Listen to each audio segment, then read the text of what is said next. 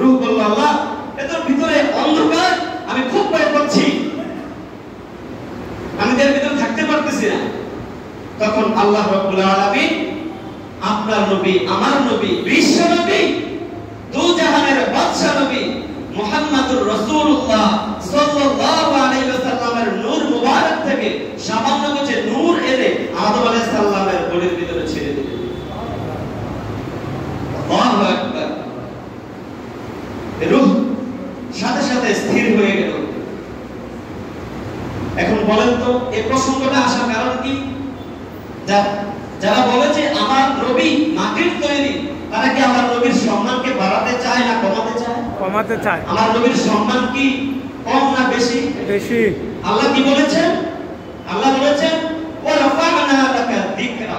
আল্লাহু আকবার বলে আল্লাহ বলেছেন, হে বন্ধু, আমি আপনার সম্মানকে আকাশচুম্বী করেছি।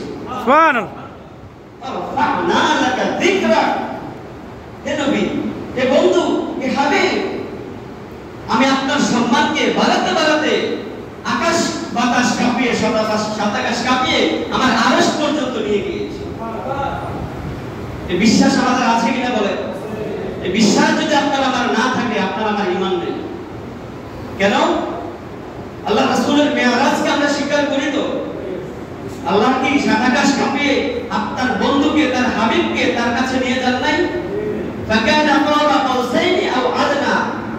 বনি ইসরাঈলের প্রথম আয়াত আমাদেরকে ওই দিকে ইঙ্গিত করেছে। হ্যাঁ, আল্লাহর রাসূল তার রবের সামনে এতটা কাছে ছিল, তীর যেরকম টান দিলে ধনুকের দুটি মাথা একত্রিত হয়ে আসে, আল্লাহ এবং তার রাসূল এত নিকটে ছিল। সুবহান।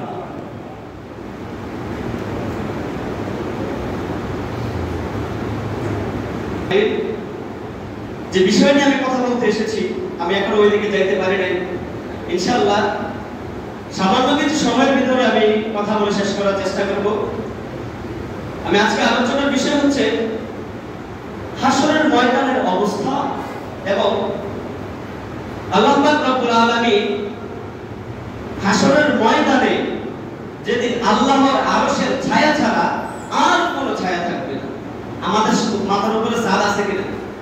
কথা বলেন, আছে কিনা বলেন? রৌদ্রের তাপ আমাদের মাথায় এখন লাগতেছে কিনা? আপাতত লাগতেছে? আমাদের মাথায় কি আছে? ছাদ আছে।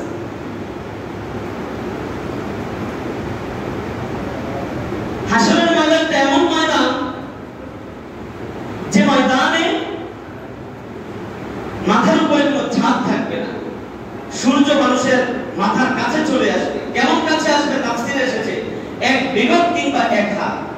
আপনি কল্পনা করেন তো যে সূর্য আমাদেরকে 9,30,00,000 মাইল দূর থেকে উল্টা দিক থেকে তাপ দিতেছে। ওই তাপ আমরা গ্রীষ্মের এই দুপুরে সহ্য করার